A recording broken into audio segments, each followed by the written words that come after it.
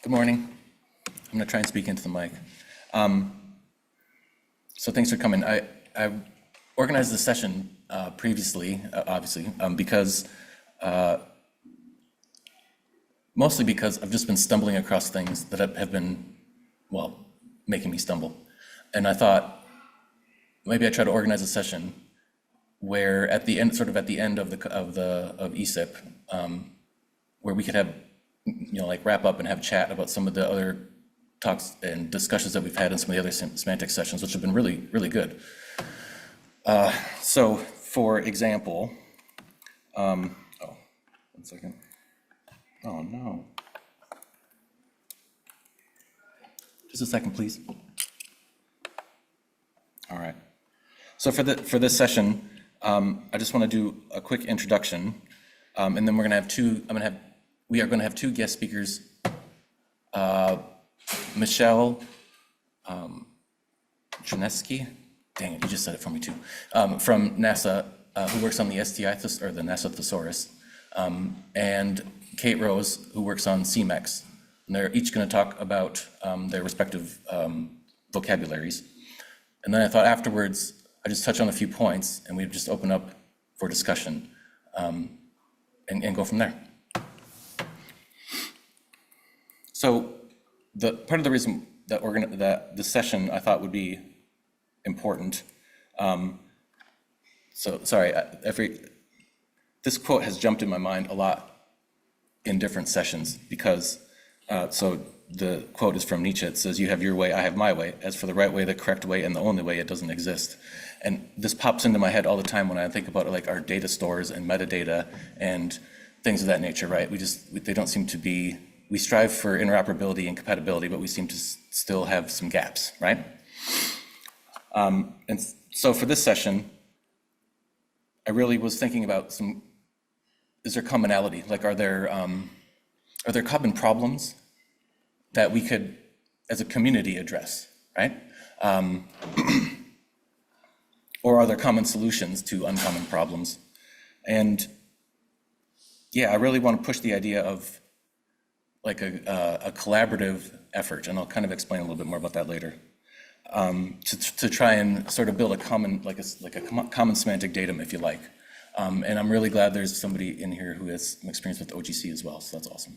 All right, I think we should just launch into, I'd like to hear the two guest speakers talk about their respective vocabularies and what they've been working on and troubles and so forth, and then open it up for discussion. So the first one, I'm gonna stop sharing, so Michelle can grab the screen and we'll hear what she has to say about the NASA thesaurus. You're on mute, Michelle. Yeah, I was telling my husband to be quiet. We have to share an office, so. Oh, right. I'm about to share my. Excellent. Yeah, we can see you. And thanks. And Bill Edwards Bodner's also here. And you guys are co-presenting? Yes, I was just about to say that. So I'm here with my friend Bill, who I work with.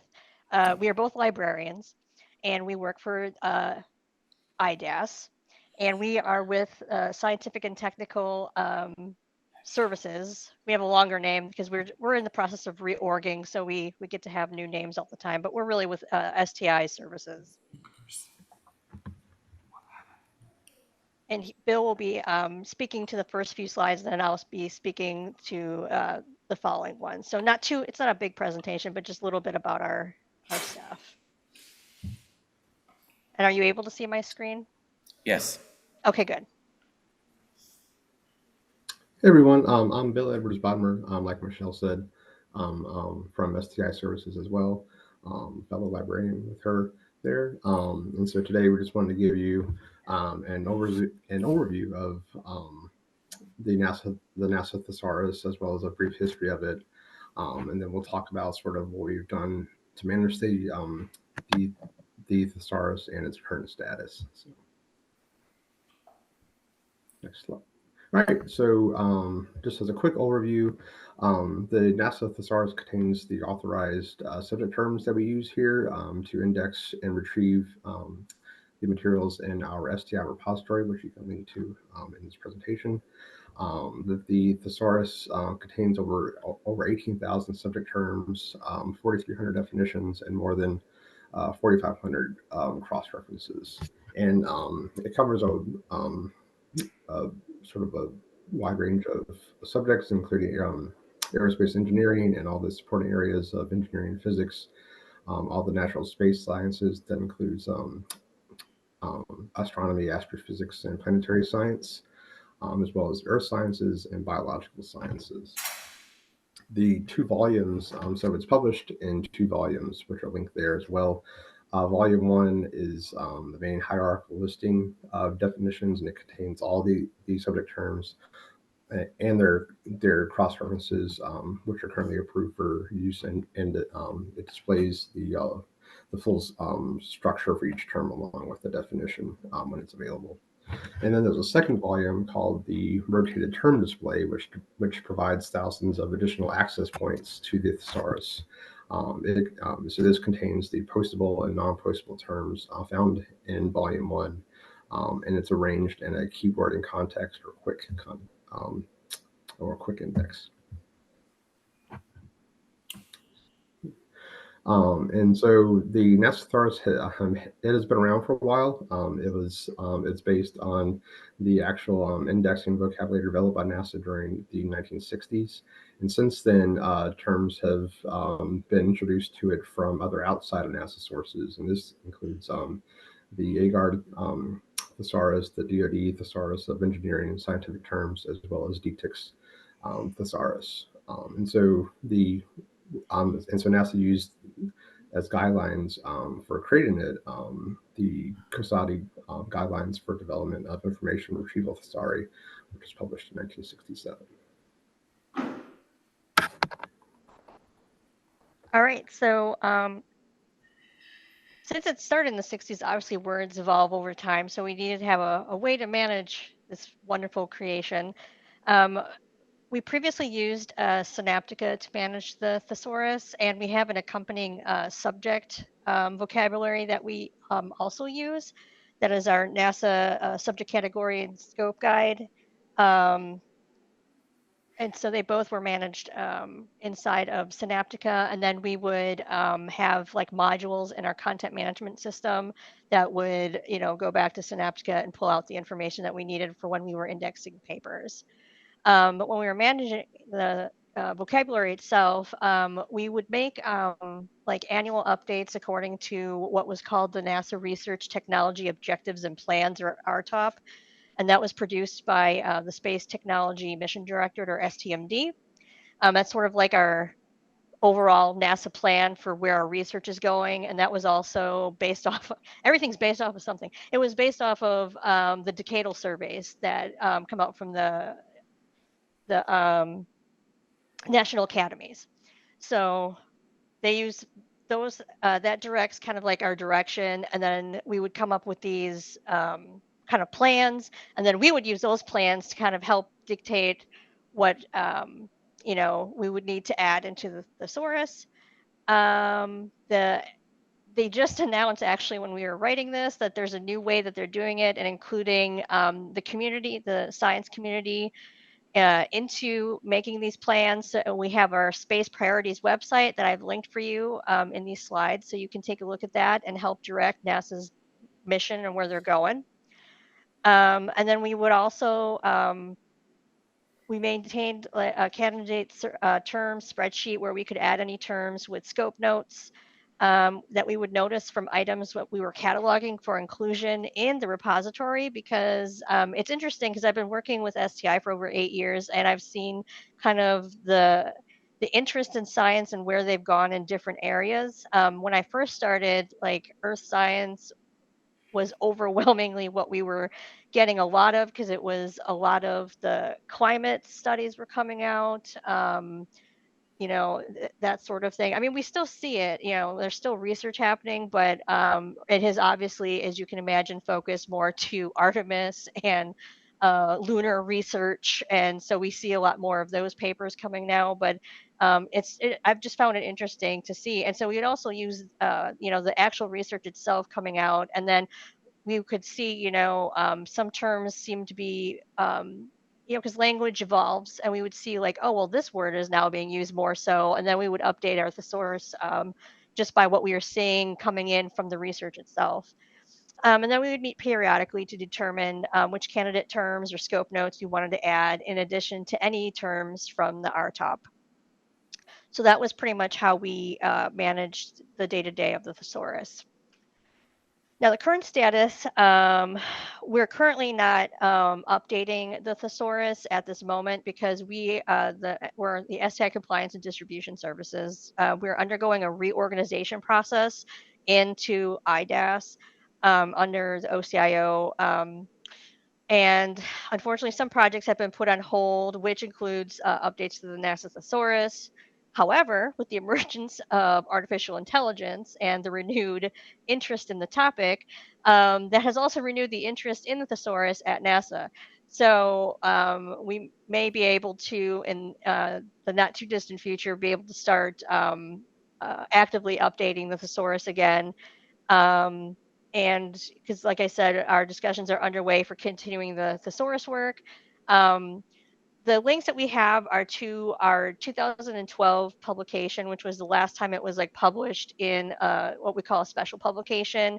But we would probably want to have this as an online resource that could be easily used by the public. We do have some links on our thesaurus website on our sti.nasa.gov, and that we have some files that you can download for yourself and use the terms in any projects that you do have. And that was really the crux of our quick overview of our thesaurus. Cool, thank you. Does anybody have any questions about the NASA thesaurus? All right, I have heaps. Hi, this is Ruth. I put a question in the chat, which was no heliophysics terms? We do. Yeah, you didn't include that on your slide, so I just had to ask. But then I also note that I've actually used the thesaurus, so thanks for having one. So, yeah, that was great. I was wondering if you are able to talk more about the processes for, like, do you remove terms as well? So you're up to 18,400 now, and you talked about sort of how you add them. Is it the two of you or like a group of people that decides what terms get added, or are you just kind of adding them based on what you're seeing that's getting submitted? So sorry, there was a couple of questions there. It's usually a group of people, not just I like drive it, but it's always been a group of people that we have involved, depending on who we have working with us, their interest, and that sort of thing. We sort of remove terms, but it's more like we retire them. So we might come up with a more modern term, and then we just kind of retire that older one, but we do not really get rid of them. And the fun thing about NASA is they like to recycle names for things by like space objects. One of them was it was a rocket from the space race era then they're like, well, we're done with that. And then like maybe I think it was like 6 years ago, it was a project, a new project of like a robot that's used in space, just reuse the name. And because the only term that came up was this old rocket. And I'm like, well, swell. So then we had to kind of like, well, how are we going to, disambiguate this? And so we come across that because NASA likes to reuse some stuff, because they were like, well, we haven't used this for 60 years, so it'll be fine. But it's really not fine for us because we keep all the things. I mean, our collection goes back to the 1900s. So, I mean, we have NACA and NASA, so we have all the terms. Okay. John, thank you. John, I saw you had your hand raised. Do you still have a question? Yes, please. I'm sorry, this is John Gravio. I'm sorry I can't be there. I'm feeling a little under the weather slightly. So if I miss this, I apologize. But can you talk about the license or policies for the public accessing the thesaurus and reusing or republishing it? Let's see. I think we do have terms and conditions on that first page of it. If Bill can maybe. I'll just mention the And how bias in yeah. the bias in the question is there any reason it can't be openly reused? No, I'm here. Let's see. I just haven't read what we have in our terms and conditions in a while, so I apologize. So, Michelle, are you reading through your terms and conditions? Sorry, because I asked this a while ago as well, and I can comment if you need a minute to think. Let's see. You basically can't assert any proprietary rights to any portion of the data or attribute to any other source other than NASA. And it's for the sole use of the customer, may not be installed in any system with public internet access. The customer may not reproduce the data for distribution to any third party. Additional requests should be, oh yeah, this is really old. So we may have to relook at these. But that's what the current terms and conditions are. Basically, you can use them. You can use the thesaurus terms and you just cite NASA. Yeah. So I think a year ago I had emailed asking a similar question because I wanted to sort of refactor the SCOS and publish it on GitHub, and that was the response, was that they didn't care as long as I cited the thesaurus. Yeah, and that's pretty much it. Yeah. Yeah. Okay. And I was sorry. Are there anybody else have any questions? So the clause in there that says you can't do that is apparently not. They don't care. It says you can't republish to third parties, so I would assume I couldn't put it in core. You have to understand, this is from 2012. So this was, I do. I got this was before a lot of this stuff existed. It has not been revisited. I have to say, this has not been revisited since. But personally, like as we had answered through the help desk, as long as you cite that it's from NASA, we're fine with you know using this for things that you're doing, because otherwise we wouldn't put it on our public site. Thanks. My own. Oh, sorry. Did you have another question, John? No, that was it. Thanks. Okay. And I guess my other question is, so there's the NASA thesaurus and GCMD. Are there any others? And is there any conversations about like working together or like GCMD? There's been some. Well, Tarzan, you can talk about, but there's been some increase in use and in capability, I suppose, in terms of like refreshing the website and how you can search for terms and anything. Do you groups talk to each other at all? Is my question. You would think we would, but not really, because you have to kind of like know who to talk to, which can be the difficult part, because there's so many of us at NASA. And we're getting better about it, is what I'm trying to get to, because we are like part of the process of us restructuring is we're going to like to be more agency wide, so that you can like, because previously I should say, everything was very siloed at NASA. So like Langley did this stuff, Kennedy did this, Johnson did this, and you really didn't. I mean, you had some collaboration, but it wasn't as open. But in the last like 6 years, we've been going through this. We call it MAP, and it's an acronym that does not actually use those letters. So I don't know how they came up with MAP, but I mean government. There you are.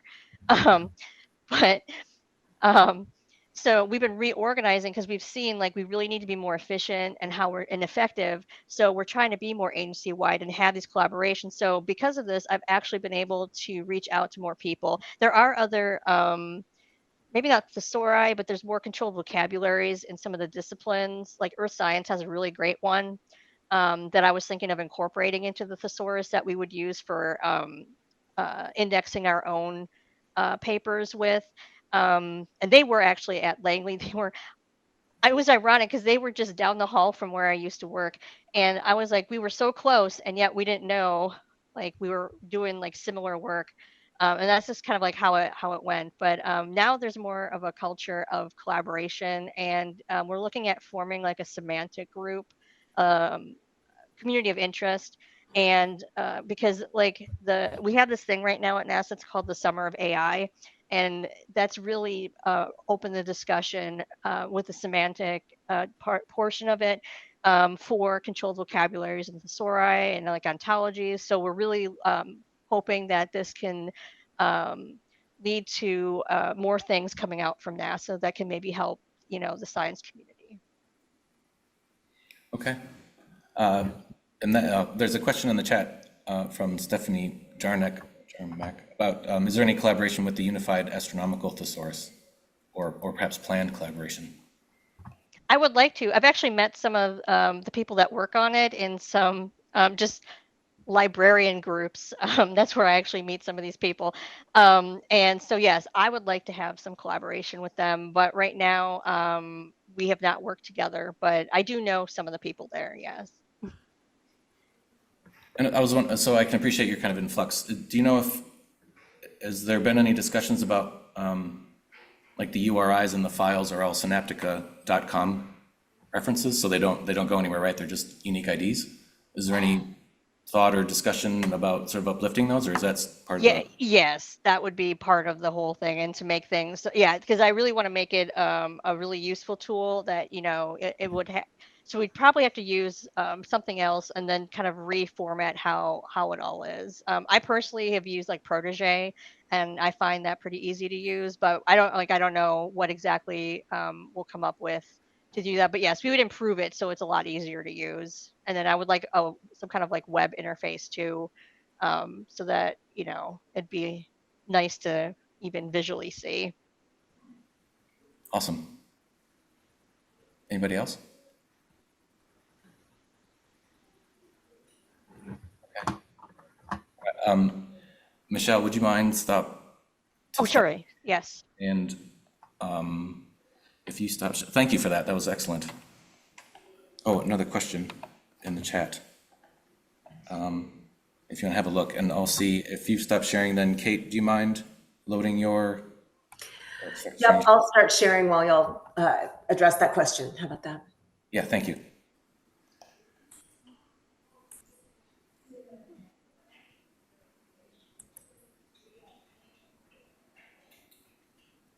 All right, so it sounds like there's a connection there. Whenever you're ready, Kate, we're good here. Oh, okay. We're seeing the diver though. Is that what the screen you want us to see? No, maybe it just worked.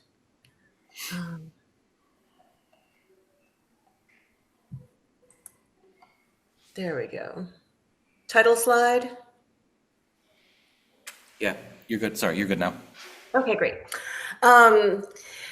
So I'm going to talk about the Coastal and Marine Ecological Classification Standard and the progress towards an application ontology that I've been working on. And so some of this is like a bit of a rehash to presentations that I've given at ESIP before, but I think maybe with more of an eye to sort of like provide examples or talking points for some of the questions that have been coming up in all the previous semantic sessions. And also perhaps like, I feel, Michelle and Bill, that we have a lot of kind of things that we're working towards, common things that we're working towards. So hopefully this will help for everybody. So anyway, just very briefly, the Coastal and Marine Ecological Classification Standard, also known as CMEX, it's a classification scheme for organizing and annotating observational data in aquatic environments to be able to communicate ecological concepts, basically. And so it enables consistent, comprehensive benthic habitat characterizations across a complete continuum of settings from the wetlands and estuaries and the coastal zones to the depths of the ocean and the Great Lakes. And so it meets a lot of US policy needs relating to geospatial data. So it was endorsed by the US FGDC in 2012 as the National Ecological Classification Standard. And it was developed through like a rigorous process with input from over 100 different contributors. And we continue to review and make updates that are proposed by the CMEX user community so that it stays scientifically current and useful. And so the benefits are that it allows for standardization, and consistency in the way that data products are produced so that they're comparable across time intervals, which is important if you're trying to document condition trends in ecosystem, and from region to region, so we can identify comparable ecosystem conditions across geographies, right? So that just basically means that you can then have reliable data products that also help to meet regulatory requirements. And I think that's, there's more information. We have a couple of different websites there. And so there's QR codes, and you can check those out at your leisure. And then, so last night I thought that I would just, based on the discussion that happened yesterday, add this in. I think that I have referred to CMEX before as an application ontology, but I think during the semantic session yesterday, there was a lot of discussion about the difference between the two. So I just kind of threw this up here, maybe just to have sort of let people think. So something like Envo is a domain ontology, and I just kind of grabbed this off the Envo GitHub. So it's primarily concerned, so you kind of think of it as like a generalist application, right? Primarily concerned with environments, but able to accommodate alternative needs, right? And then also another note is that Envo is not an authority in itself, but it does provide I can't remember why I highlighted that second part, but I think the other thing that I wanted to mention was that even though like Envo is this generalist ontology, it does include concepts and entities from other ontologies, right? So you can kind of pull them together to make sort of like a larger ontology, which I don't, and then for, I'm not going to talk about suites. Suites, I'm somewhat the same thing, but obviously you guys are all suite familiar with suite, and there are people in the room there who can answer many more questions about that. But I would put that under a generalist thing. And another sort of interesting example that I wanted to point out as an application ontology, just like a few weeks ago, someone, Dao Zhang, shared within the ESIP Slack some work on this FLAML ontology, which is like a really interesting example of bringing together some high-level classes from Suite, and then a soil ontology, and then I think some custom sort of like modeling of farm crop, soil moisture, content, rainfall into this one knowledge graph to be able to support decision-making for agricultural needs. And I don't know, I thought it was really interesting, really great example of an application ontology. So I thought I would just kind of share that. And then CMEX, I'm going to talk about again. So it's built on classification approaches and vocabularies that are united then in a single scheme. So in this way, like CMEX is similar to Envo and Suite, and that, the developers made every effort to use and reuse existing classification approaches and vocabularies. And, because that just kind of helps it to make it interoperable so that it would be able to be used more easily with existing work and existing programs that are already using classification schemes. And it wouldn't be a radical departure from other true and tried methods that have been in use for a long time in the scientific community. So I just thought I would list up front like a few of the different sources that are included in CMEX. But then CMEX sort of like pulls them together into a sort of like a unified framework. But so that was CMEX, and published as an FGDC document in 2012. And so it exists like in a PDF form, but it's also then differs from, Envo and Suite because it is created specifically for benthic habitat mapping, right? And so it's concerned specifically with how organisms utilize their environment. And also further, it was developed primarily to meet JS mapping applications. And so, CMEX, it's essentially a thesaurus of defined terms, which we call ecological units, which are sort of like equivalent to a concept or an entity, right? But the structure of CMEX has its own sort of internal logic and specific axioms that do differ from the domain ontologies. And so I guess I'll talk a little bit later about how that might affect crosswalking and the harmonization, which we're really kind of just starting to get into with the semantic harmonization group at ESIP. But so CMEX is set up that way because that sort of emulates the interconnected components of ecological systems. And so there it provides like a very intuitive scheme for people who are analyzing data for mapping and modeling purposes. And so you can see that units are sort of organized in this modular framework of components and settings. And they're specifically tailored for spatially variable data sources. And you can see over on the right, there's these 4 components: the water column, biotic, substrate, and geoform. Those are the highest levels of the classification. And so it's easy to think of those as GIS layers that then can be like individually used or combined into like more complex products, right? So over on the right, I'm using an example from the substrate component. So each component contains ecological units that describe the phenomena at different spatial scales and levels of specificity, right? So different granularities. And so those are sort of organized in hierarchies for the most part. And so the substrate component example shows for the geologic origin, we have a class which we call coarse unconsolidated mineral substrate. If we're looking at those big like boulder chunks in the image there, right? So the class is a coarse unconsolidated mineral substrate. So if that's all you wanted to say about that, that is what you would say. But the subclass is also the gravel substrate, and this is a carryover from the Folk and Wentworth sort of classifications that have been used for over a century within marine geology. The group, if you want to get more specific, you would call it very coarse gravel substrate, and the actual subgroup would be a boulder. So that's just sort of the way that you can sort of scale your descriptions as needed, depending on the data and the information that you have. And so just to give sort of like another example of this, a quick illustration of the types of data that are typically collected and analyzed in benthic habitat mapping efforts, right? So this table over here on the right, we have some examples of remote sensing imagery, in situ samples, and below that, the applicable CMEX components that that can be used, that can be applied to that sort of data. And on the right there, an example of a map that was created with CMEX from those types of data, for this example, in the near shore of the Fire Island National Seashore.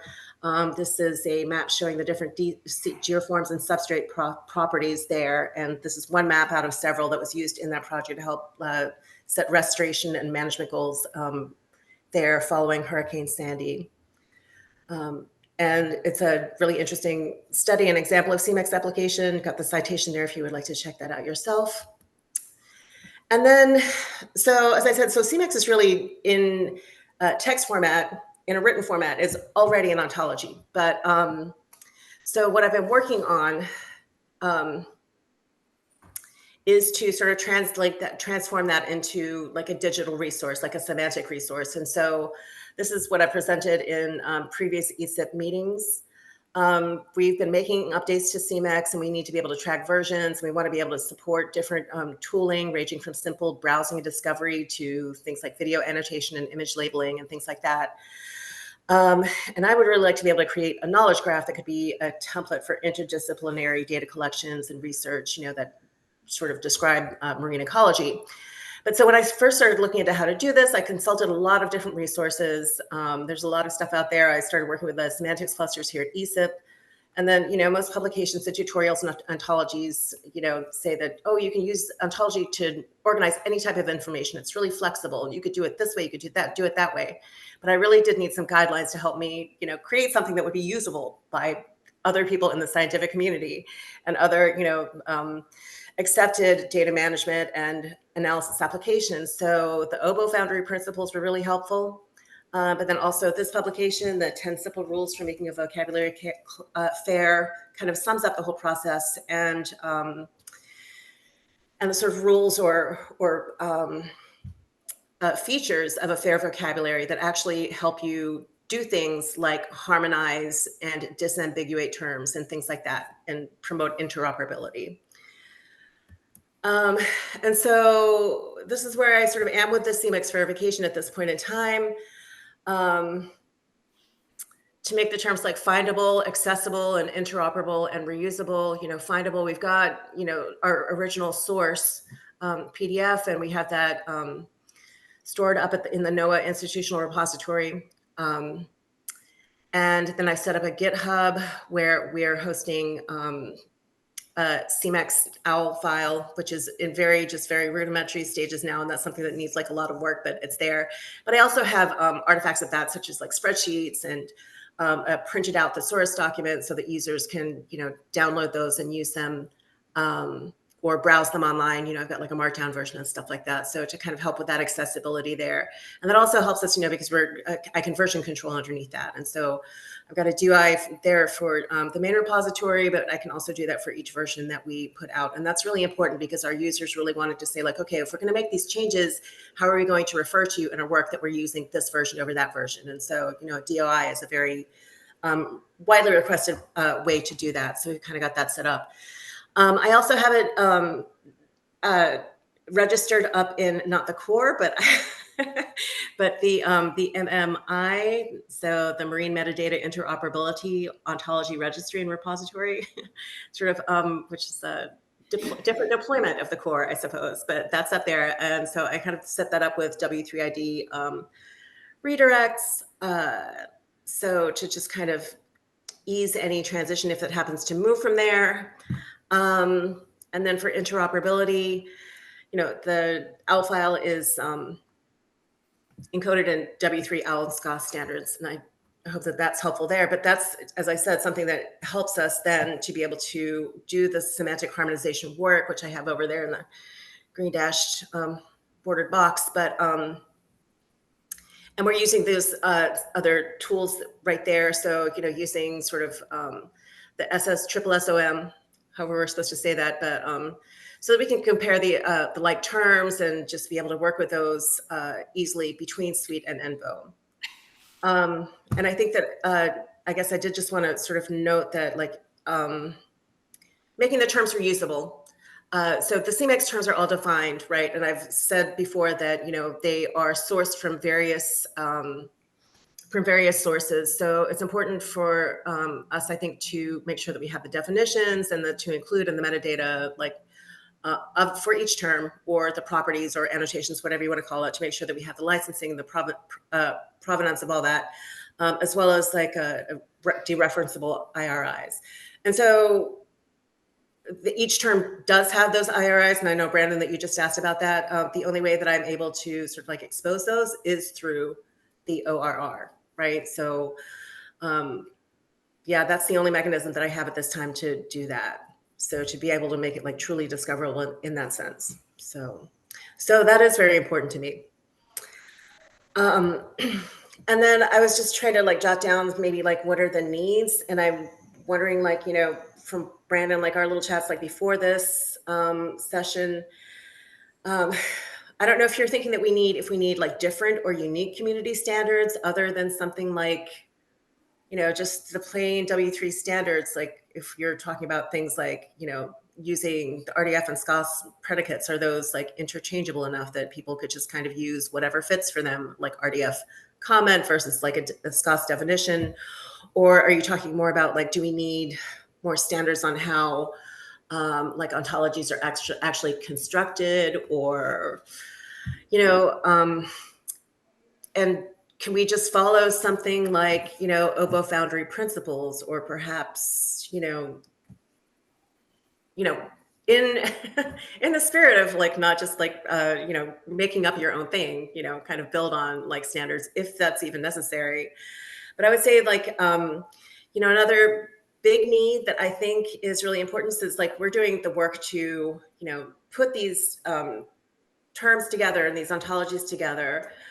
But a lot of people who need to access this are not people who know how to do a Sparkle query, and they're not people who want to have to like, dig through, like an 8-level hierarchy to get to the term that they're looking for, like browse-wise. So there needs to be some other way for non-specialists to be able to like access this and kind of get to that information and to be able to use it.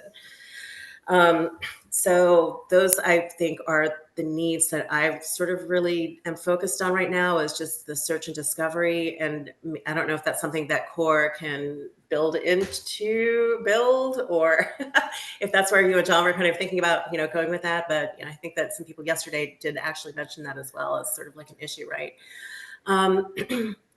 And then it's also the really powerful thing about the ontology is that it can suggest alternate and related concepts or terms. And I think that that's really helpful to interdisciplinary research. We have a lot of people who use CMAX but aren't necessarily, scientific experts in that field, or in, they might be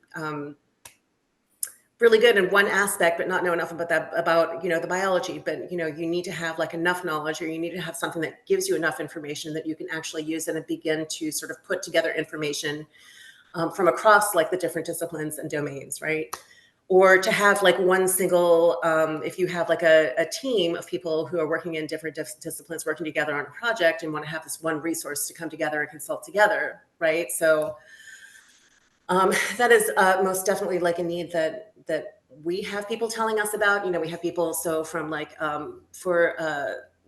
let's say, using an example of wanting to site like a wind farm, right? So that request has to come through BOEM, or NOAA Fisheries has to sign off on an environmental impact statement. And so they send out contractors to go and do this mapping and develop this. And it's like, you have all these partners together who need to be able to like work with a resource that everybody is like a standard that everybody can agree upon. And even though it could be like somewhat flexible, like everybody needs to be able to access it and to be able to understand it, even though they're not really experts. And so that people can sort of work together as a team and direct that work and make sure that you're getting the information that it is that you really want to get, so that you can actually make informed decisions. And so that's kind of the end of my slide. And I was just, hope that brings up some good questions for everybody. Awesome. Thanks, Kate. Does anybody have any questions for Kate?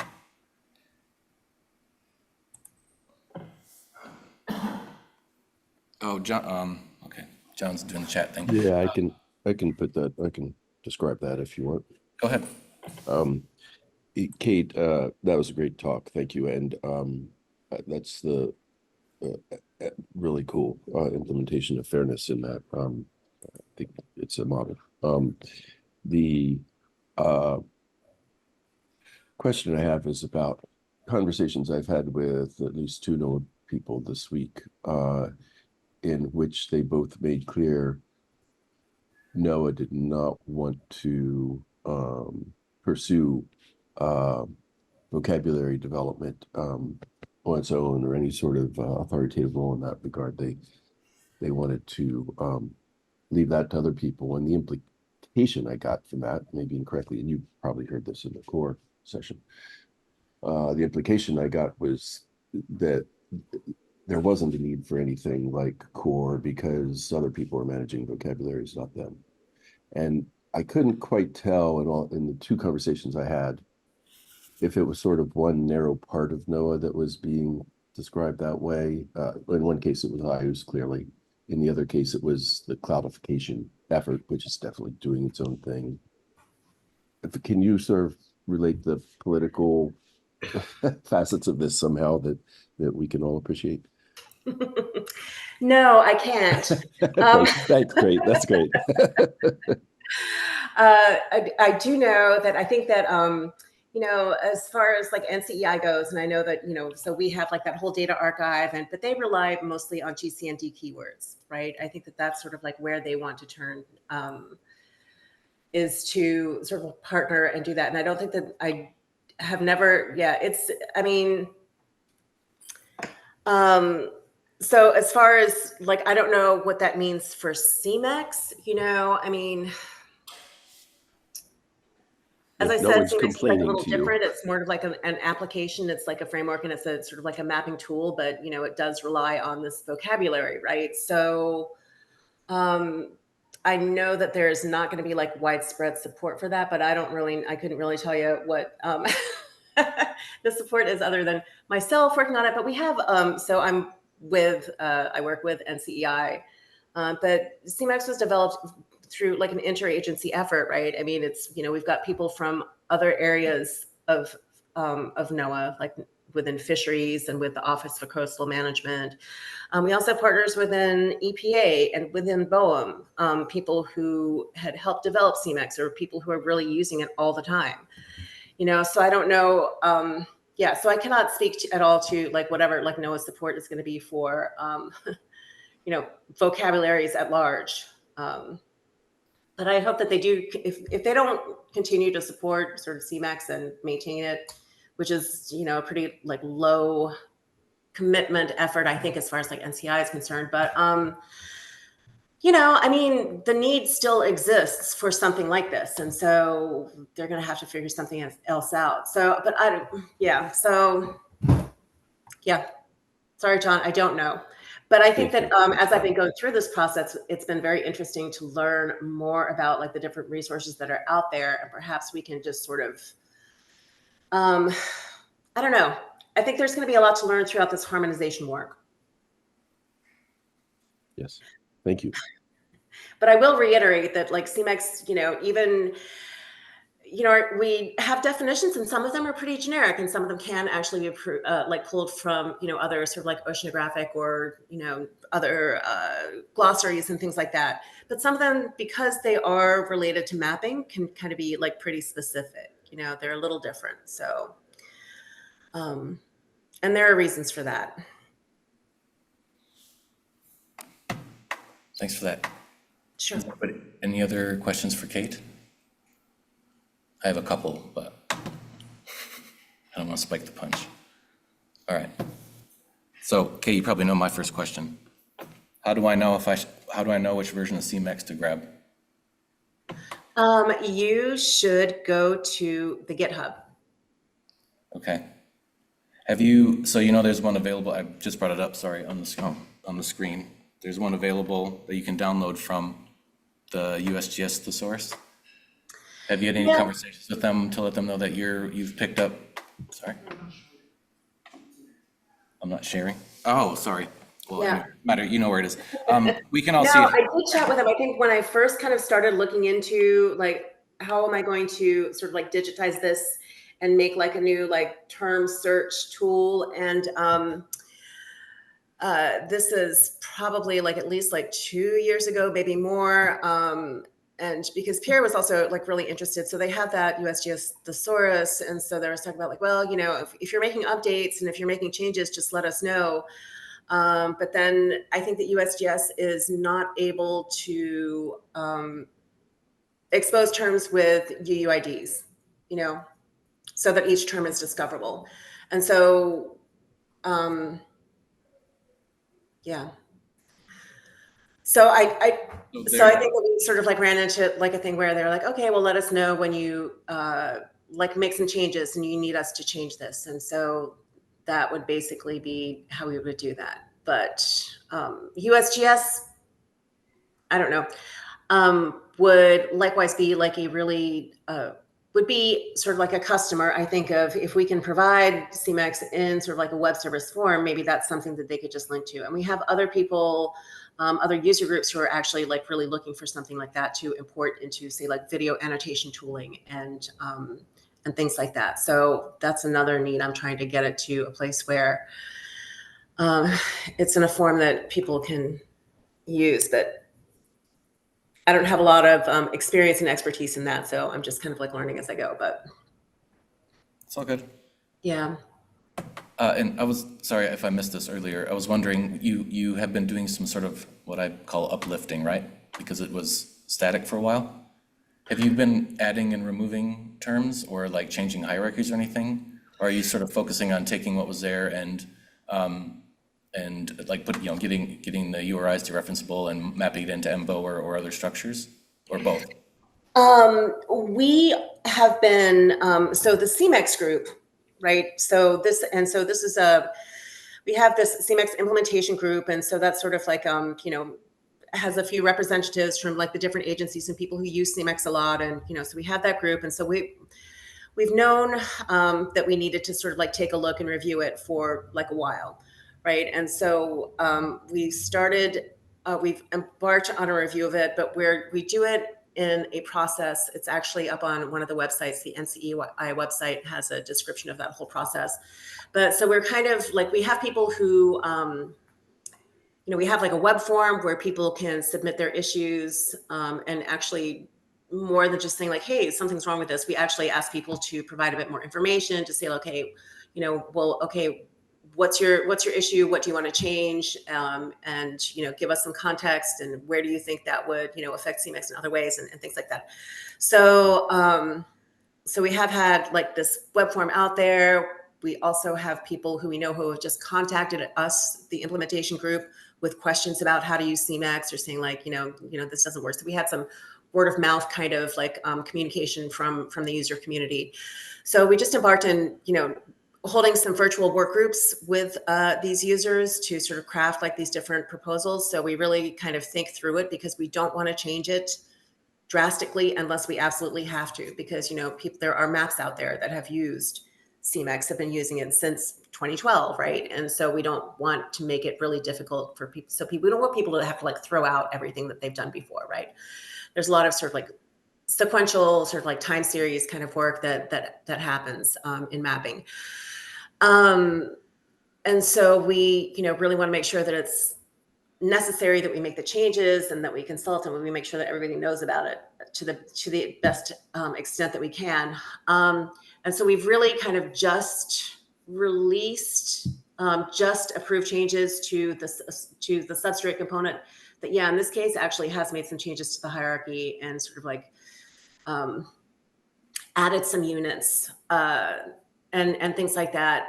And so this is all like very newly sort of just come online, but so this is a good way that like GitHub sort of like meets our needs to be able to do this, to be able to create the versions and to be able to like put up release packages so that people can find the latest release that they're looking for, but also go back and be able to access previous releases. So previous versions. Okay. Thanks for that. Yeah, thanks. Well, first of all, I want to say thanks to Kate and Michelle for sharing that with us. Thank you. And if there are no other questions, we'll just move on to the discussion bit, see if we can fire up some of the discussions that have happened previously and make some progress. So really, some of the, there we go. All right. Sorry?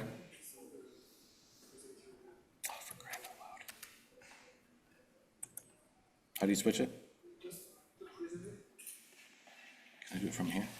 This one is first. So what's the mouse? You can go for it. Oh.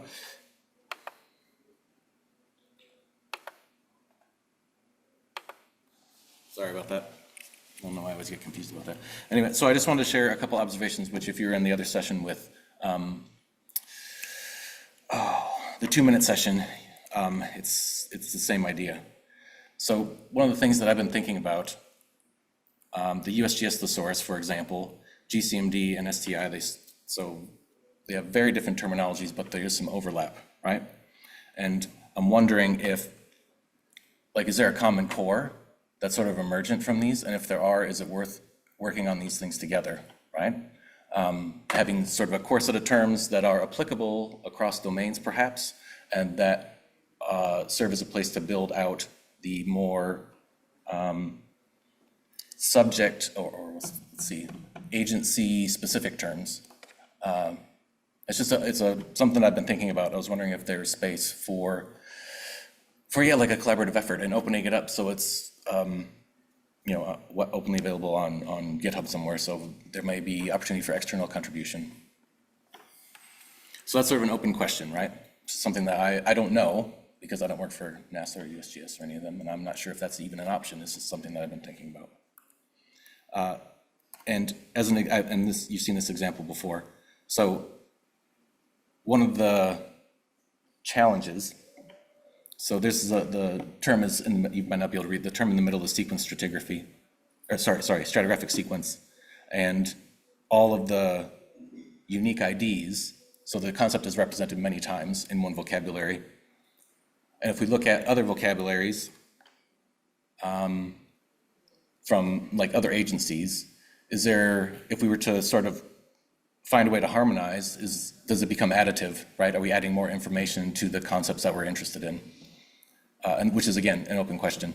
And I really just wanted to open up the discussion to see if that is something that people would be interested in. Is that something that anybody else would find useful? Having that sort of collaborative space to develop some of these shared concept schemes. And I'm not going to get into OWL or SCOS or anything like that. That would be part of the discussion in my mind.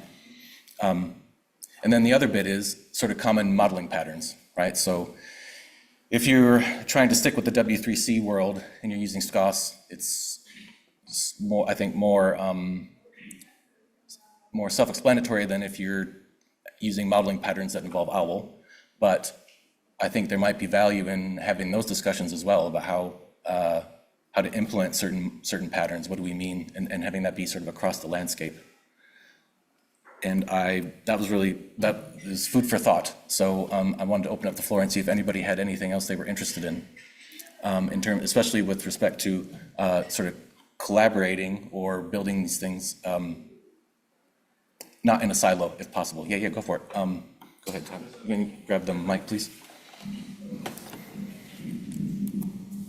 All right, if everyone doesn't know me, I am Tyler Stevens, and I do represent the GCMB keywords.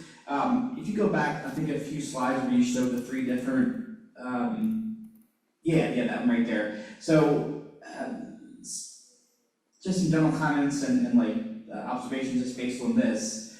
I think, I imagine all three of these exist in their own space because they all had different requirements and use cases when they were first developed. So like, for example, the GCMB keywords evolved out of a requirement that all the metadata curators and all of the NASA DACs had a requirement to include keywords in their metadata when they would publish their metadata, and that's how those evolved. So I'm just curious for the other two, what their use cases requirements were. Are they similar, or are they completely different? I imagine some of them are the same, and if whatever is the same with that, then I think that's definitely an area where we can, focus and try to work together more, perhaps.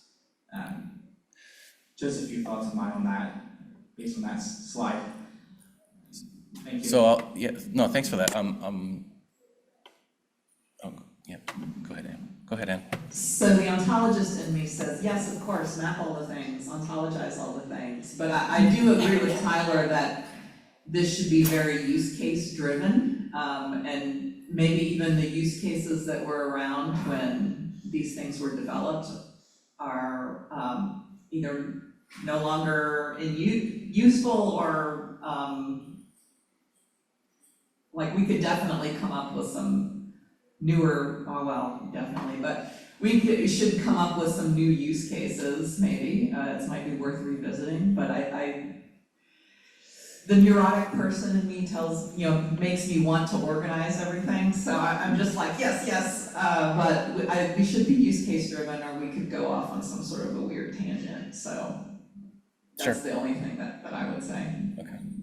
No, that makes sense. I was thinking about sort of if you could spread the wealth in terms of workload, right? First of all, and also being able to.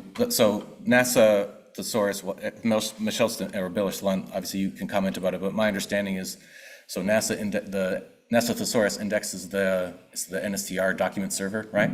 And I had some interactions with the USGS thesaurus maintainers. They weren't able to make it today, but we had sort of an email interaction.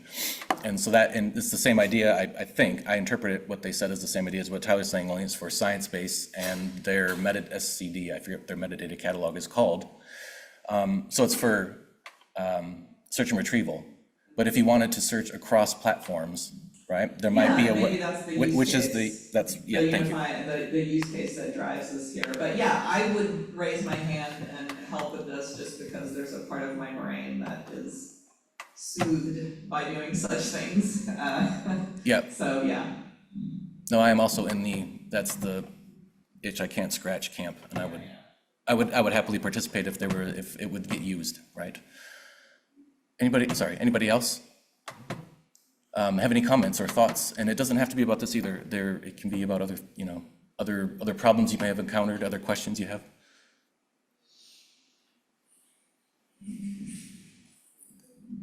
Hi, I'm Teddy Geller. I'm working on the web unification for the Earth Data website. As Tyler just mentioned, the GCND grew up as a way to describe the data sets. They don't always describe the science the data sets are used for, and I don't think GCND is the place to do it. Anyway, I mean, if we do unify, maybe there's a space for that.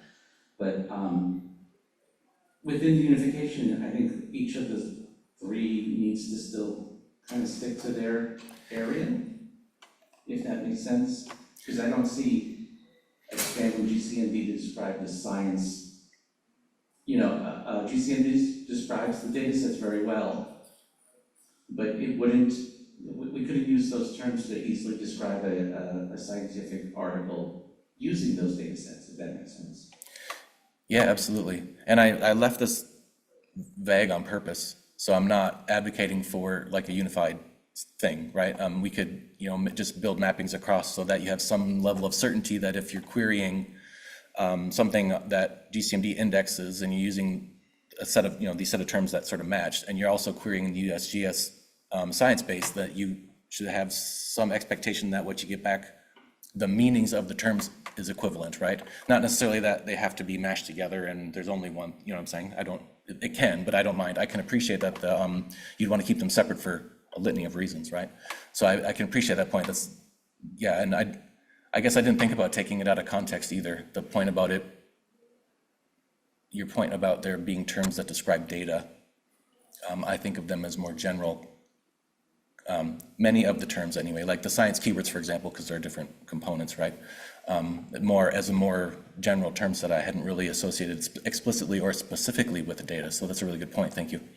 Yeah, so they're describing data, they're also describing measurements that the data are taking. And there's a word missing here in the orange circle, it's Earth. Okay. You know, GCMD is Earth science keywords. Okay. And NASA's thesaurus actually obviously has everything, right? It has exoplanets, planets, everything else. So there's also that to consider, is that GCMD is definitely an Earth science keyword list. Okay. More than anything else.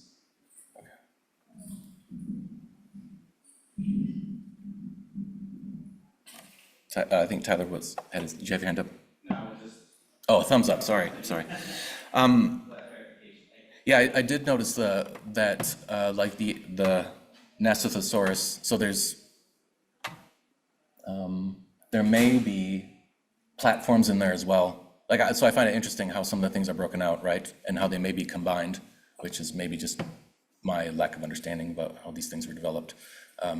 But I'm just wondering if there's more synergies, particularly between the two NASA vocabularies, which I'm not really sure. It's again, open question. It's just something that I'm curious about. Yeah, anybody else? Any other questions, comments, anything? John here. I have a comment. Go for it. Fantasy maybe is a better word. I would like to consider what might be possible.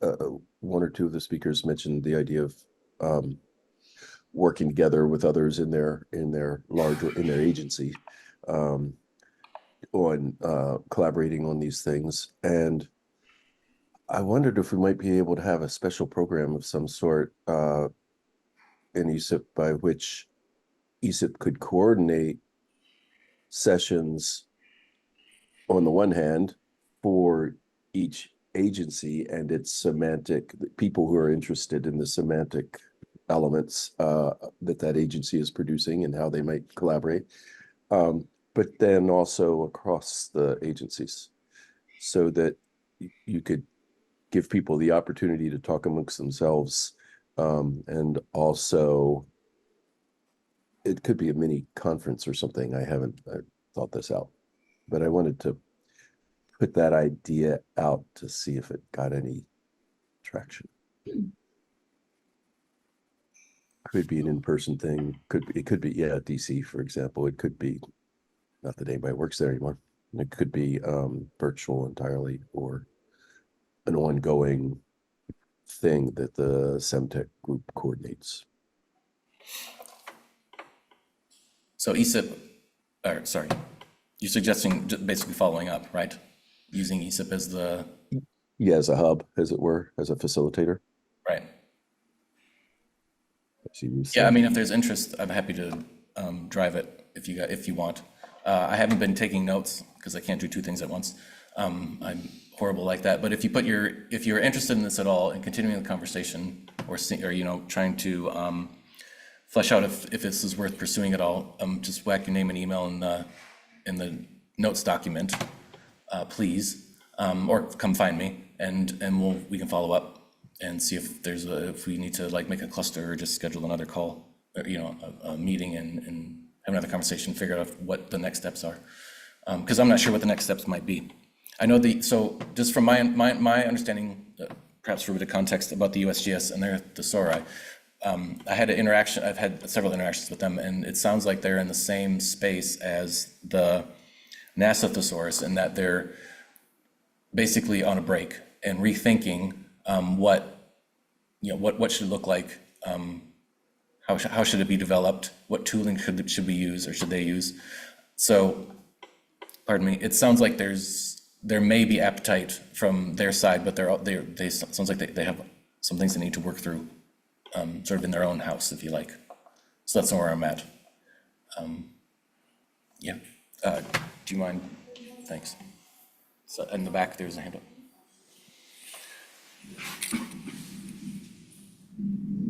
The slides have not been shared yet, so they're not available through the document, but I think the questions at the end of, I believe it was Michelle's slides, are probably a good place to start. Because, we have to have a goal in mind before we start anything. Her slides are on the, just a minute, please. Please hold. And Ruth has her hand raised. Yeah, go ahead, Ruth. I just want to basically tell a little story about why some of this is important and why it's broader than people might think.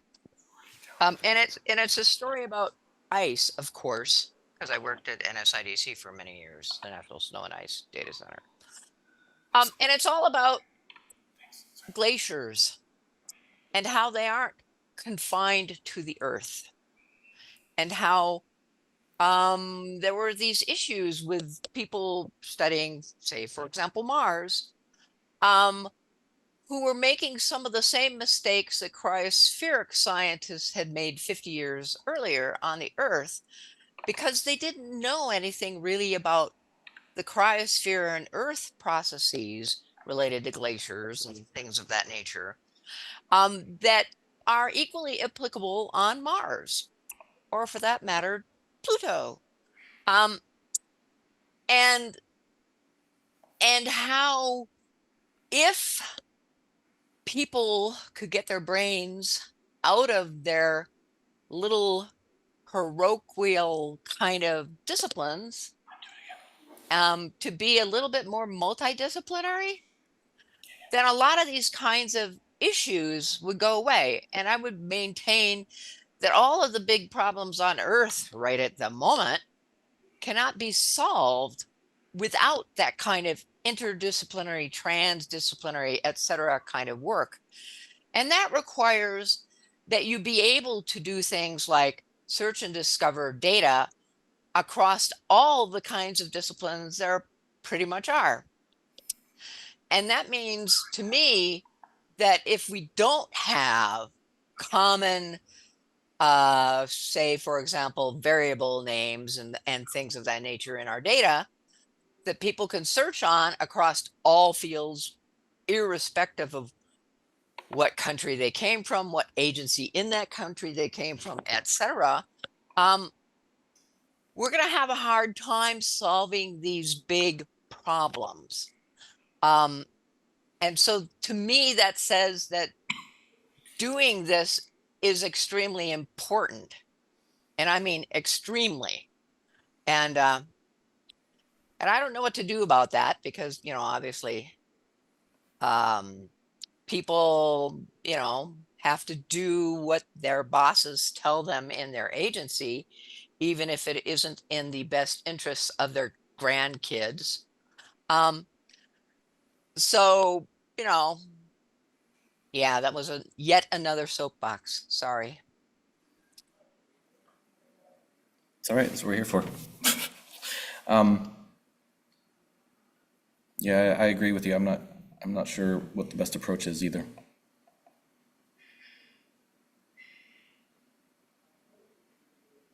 Yeah, or if like, we were having so part of the conversations that have been happening in the semantic harmonization cluster, I think anyway, or at least when I've been able to participate, are things like, do we want to have a consistent way to use W3 IDs, or do we need to set up a Perl server, or can we use the one that's already available, or is that hijacking if we use the bio folks' Perl, that kind of stuff, right? How do we get around certain sort of basic introductory level hurdles? I mean, obviously we can all sort of figure it out, but are there patterns or common things that we want to use to try and address those types of questions? And I don't know what the answer is. It's just something that we were talking about because it's come up in a few different communities. So Brandon, excuse me. I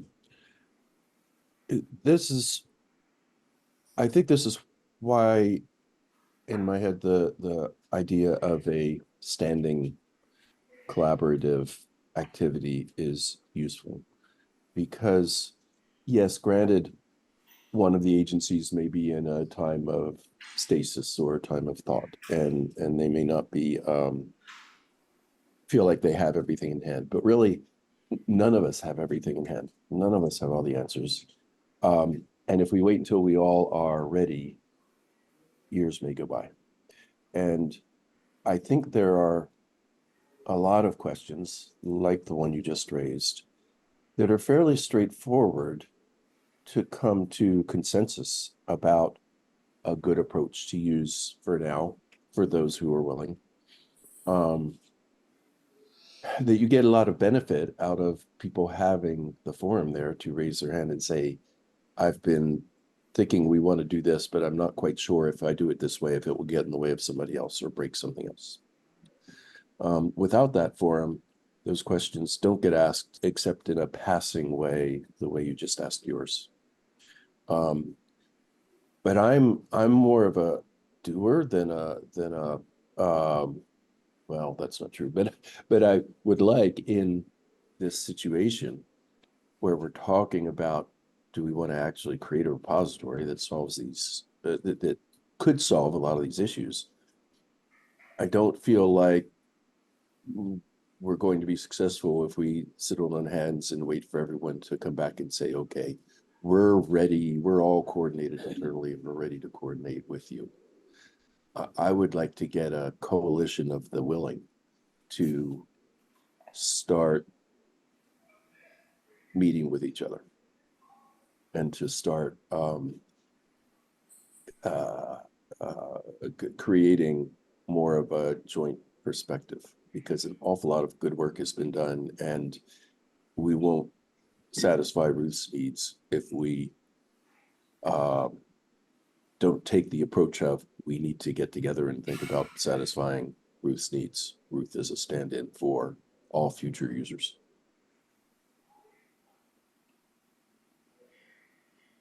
I'm done. Yeah, thanks, John. Anybody else? Yeah, go. Oh, sorry, mate. Do you mind in the back? Thanks.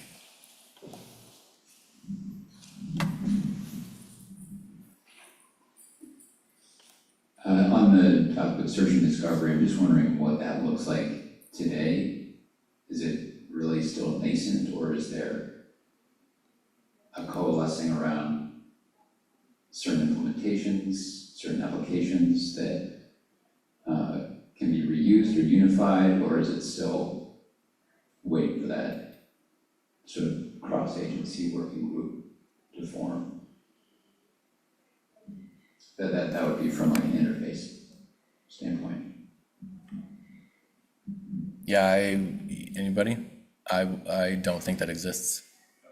I think it's pretty, well, I wouldn't say bespoke, but the other parts of the conversation where the other people commenting have been saying, it's very much about, a very specific, specific use case, so it meets those needs. But That's, and please interrupt me if I'm wrong, but that's how I understand it. Yeah, and I saw Kate's hand and I wanted to hear her answer too, but what you said, and there are 3 places at the moment, if I don't include the Obo Library, where these resources could be consolidated. My effort at this meeting has been to is to try to figure out if we want to make core the place for your science vocabularies from these agencies to be consolidated. So that's one. BioPortal has received a number of them in the past. That's a second one. There's a site that uses the Autoportal software to implement EcoPortal. There's actually another one, which is EnviroPortal. Both of those are in Europe, and they're both nascent. They're both, they have maybe 10 to 30 ontologies total at this point. And funding is a little late, so I wouldn't lean into those today from the US side, certainly. And of course, there's MMI, and we've been talking in the core community about, do we want to bring all the MMI ontologies into core? I'm inclined to want to do that because at the moment, I'm the one who's funding the MMI ontology repository personally, and I wouldn't mind if I didn't have to do that. Sooner or later, I won't be doing that. So one way or another, I do want those ontologies to be preserved because some of them are still useful, and historically they're useful. The closest we have so far, if you want to do a search, and in fact, we had to do this a few months ago because Karen Stock said, is there a standing term for deep ocean? And so we had to search across those different resources as well as in some other places like Wikipedia, Wikidata, and on the general web. And it was better than it was 20 years ago when we started the MMI initiative and the BioPortal initiative, but it was a bit ad hoc. I feel like that's sort of a ridiculous place to be in comparison to, say, Google web search, which indexes everything and all that. So that was a bit more detailed to your question. If you need to do that, it can be done. It's a couple hour, 2 or 3 of investigation to do, where it should be 20 seconds. I don't. Thanks, John. Kate, you have your hand up. Cool. Please go ahead. Oh yeah, just a couple things, John. I would be happy to move CMEX from MMI to the core. We could do that like pretty easily, I think. Happy to help. Good deal. And gosh, whatever else. Oh yeah. So and I have actually put it up on BioPortal. I don't think I have it public facing yet because we were still trying to like work out some details relating to like the new release and things like that. But so yeah, I mean that is a solution. I think that works pretty well for a lot of things.